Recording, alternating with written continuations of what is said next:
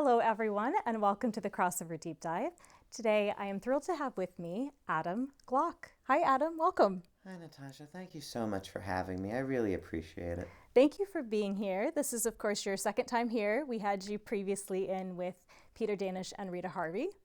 Oh, yes, I was very lucky and fortunate to be their keyboard player along with Jill Emerson on the Simple Plans live version, which they have such a wonderful album or I two do. albums that they're actually, I believe, working on their second album right now of Lullabies. Exciting. So, and you're going to continue to collaborate with them. As long as they'll have me, of course. Nice. I love working with Peter. I love working with Rita. Jillian's great. And of course, we have worked together once before. We played a whole orchestral concert, Oh, actually, where we had beautiful. about 11 pieces. It's always just such a wonderful experience to work with them. Well, we'll talk in a little bit more about your collaboration because, like you mentioned, 11 piece here. Obviously, you scaled it down a little bit. So there's all these fun things you can do when you're collaborating with different people. But since you're here, you're in the hot seat. We get to focus on you today. Can, Uh-oh. can I go back with you and just see how you began music? Was Of it something in your course. family or? Well, it's kind of a long story. I think it begins at the beginning of my life in a way. Mm. I was just always obsessed with music from the time I remember having memory. Like my first memories at 3 years old include wearing out the VHS tapes of The Sound of Music. Of course, There was yes. also a couple of other musicals that I watched a lot at that age. I also was very into Riverdance, particularly at that time, with Michael Beautiful. Flatley, such a wonderful orchestra. I remember being obsessed with those things, the Star Wars movies from a very young age Mm-hmm. because of the cinematic music that John Williams would write. But even as a kid, I just was obsessed with the idea that one day I would become a musician. It got to the Mm. point where I was like 3 and I would hand out, little instruments to all my cousins, uncles, aunts every time they came over for a holiday. I'm like, okay, we're gonna play. I had no idea how to make any sound out of anything, but I just loved it already. I didn't start playing until about 9 years old, though, actually, Okay. when I got a chance to be in the school band. My first instrument I remember was drums and mallet percussion, and I still play both of those to this day, but it became sort of a lesser focus at the end of 9 years old because just before I turned 10, I started to play piano, and that's really what started to Mm. set my life in a very interesting journey. And I owe everything to music. I really do. And so you mentioned starting with piano. Is that something you did in school or was that kind of self-taught? Well, actually, I started in private instruction. Okay. I owe this to my musical mentor, the great composer Jordan Elliott Spivak. He is Mm-hmm. such a wonderful teacher, great musician, and wonderful person. He started teaching me privately when I was about 9, almost 10, give or take. And I remember I studied with him for the first 10 years, and I learned everything from him from, your scales to how to read sheet music to playing things like, Bach, Beethoven, Mozart, Debussy, Satie, Rachmaninoff, Gershwin. So many wonderful composers he exposed me to over the years. And he ended up encouraging me to not only play the piano, but also to write, because as I mentioned, he was Mm. such a wonderful composer himself that he ended up teaching me how to start writing music at 11 years old. And to be honest with you, Natasha, that's the first time I feel like I ever expressed a true emotion at that point. Wow. Because, I was a kid. I was very hyperactive. I like to have fun, as a typical fun loving kid. But I never got to really sit down and express myself until music really entered life. So that was a very freeing experience Oh, for yeah. you. Oh, yeah. I remember the first song I wrote, actually. It was a song I wrote called Ode to Family, and I remember it was because, and this was me at 11, I was terrible at making titles, but I wrote it because my grandmother had just passed away, Mm-hmm. and she was actually the one who encouraged me to not give up. Because in the first 6 months of playing piano, I got myself really frustrated about something. I can't even remember what it was at this point. But for some reason, I told my grandmother, who was living with us at the time, I'm thinking of quitting. Mm. And then she showed me an amazing pianist, Lang Lang, on PBS. And she said, this could be you if you practice. Don't give up. And I took that advice very seriously and I carry that with me to this day. Wow. So tell us about your influences growing up. So you mentioned your mentor obviously had a big influence on you, but I think from listening to your album Epiphany, you have many different styles that you're coming from. Oh, yeah. So when did that start for you? Was it like right from the beginning that you were kind of not composing in one style, it was adding different kinds of sounds in? I think that when I started to compose, I just kind of composed what I knew, which granted I was 11, my music scope was not good at that age. I went through a thing which I think all kids kind of go through when they're studying music, like, oh, I play music. Why do I have to listen to it? But the thing is, listening to the music, and I discovered this, of course, in my teen years, that became such an enriching and wonderful part of it because it recharges your soul, which gives you the inspiration to keep playing. There's something to strive for. So that started to come in at around 15, 16, 17, where I started to expand my tastes, where I'm a huge Beatles fan, of course. Like, I mean, I always show this to everyone. I have them tattooed on me quite Nice. literally. The lyric, "For tomorrow may rain, so I'll follow the sun."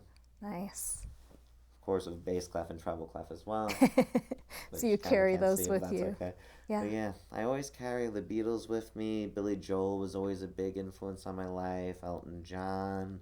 John Williams particularly was the composer, though, who inspired me to start and really continue writing my own music. Particularly the Home Alone soundtrack when I was a it's so kid beautiful. really got me into it. All the Star Wars movies, and there's just so many countless examples that he's done over the years that really started to inspire me. So that, of course, Keith Emerson was a big influence as far as the keyboard stuff as well. I'd be remiss not to mention the late, great Keith Emerson as well. So after, studying with your mentor, you went on to university. I know that experience, I feel like it's make it or break it for a lot of people. So what did it do for you? Oh, it gave me some wake-up calls, definitely, where when I was younger, I played a lot more with what I imagined my hands could do. And I didn't always have the best background in regards to, how do I word this, proper technique, which is something us in the classical world need to perform our best. So when I was in college, I got two major epiphany moments in my life where I knew that I wanted to be a composer because of my studying with Vince Martucci over at SUNY New Paltz for the composition department over there. And at that time, he really helped me get into the type of music that I always really loved to write, which is for both film and TV, where I actually got to study film music, particularly with him. And with Dr. Alex Pay, I studied how to advance my piano technique, because my other epiphany moment was I need a more sustainable technique to survive. And it ultimately, thanks to both of their teachings in that time, I really feel like I was given a lot of great musical survival skills at SUNY New Paltz. So that's two mentors now you've brought up, and oh yeah, well, three at this point. well, three. The main Okay. one, of course, is Jordan, just because he's still one of my personal best friends to this day. I know Jordan quite well, and I know Vinny and Alex as well. They're wonderful people. I just don't see them as often because they live kind of far. And let's face it, musicians are doing so many crazy things. Sometimes it's hard to keep in touch. But having these strong relationships, you've now also become a teacher. So, what are some of the things that you try to bring to your students?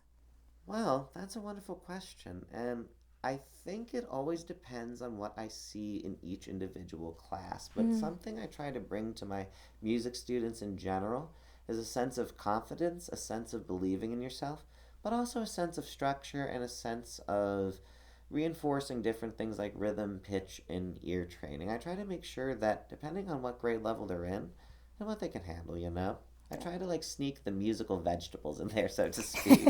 Like, for instance, I did a song at a concert yesterday. It was a school concert where I had third graders singing in 3-part harmony to the song Barbara Ann by the Beach Boys. Okay. And this took a lot of work, but by the end of the semester, all 3 parts came out clearly. But I think the trick to that was just making it fun. Because if you don't make the music fun, what are you doing? It's killing the incentive, so to speak.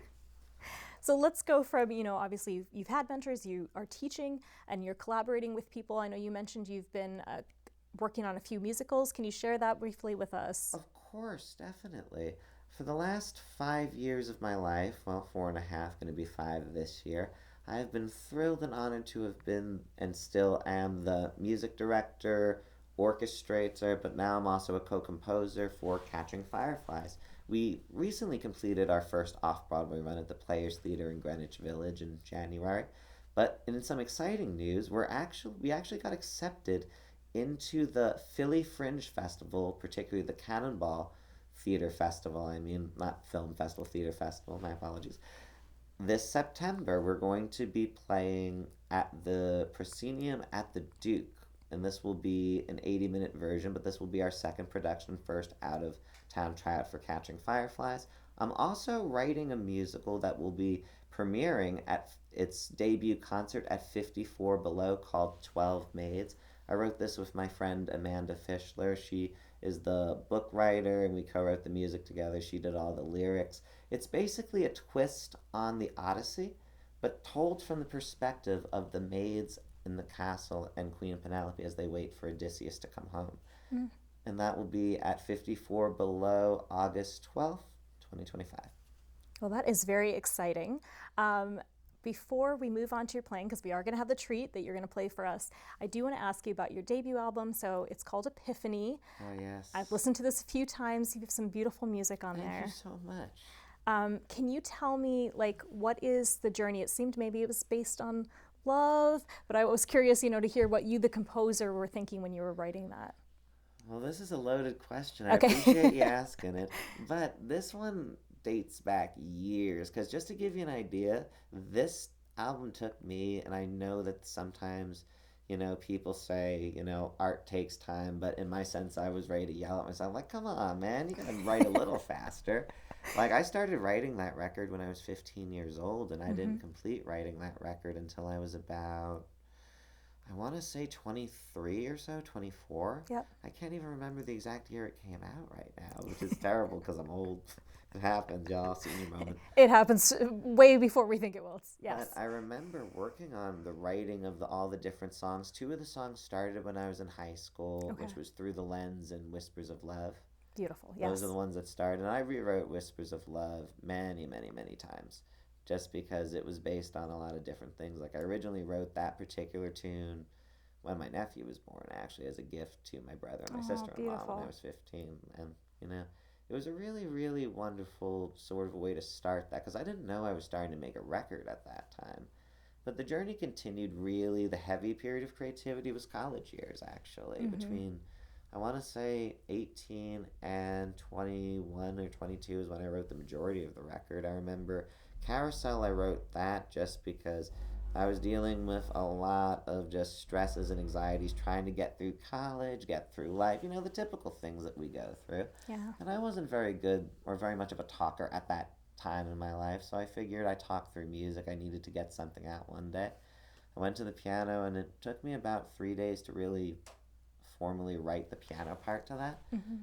And that ended up being one of my favorite songs. As far as Epiphany is concerned, I wrote that out of band practice because the drummer dared me to write something classical in them. So certain songs have different stories, and they take different amount of time to write. But I love every single one of these songs on this record because I was able to put different pieces of me that I wasn't able to express at the time. Now, recording it was after college, and that journey was a wonderful journey as well. I got to work with a great producer, James Hart, and a lot of different people who are on this record really just allowed me to see that I'm not just a solo piano composer, because this is my first time doing anything in regards to arranging my music or adding other instruments. Which the interesting thing is, the original vision for the record was supposed to be all piano solo, like how I'm going to perform today. Yeah.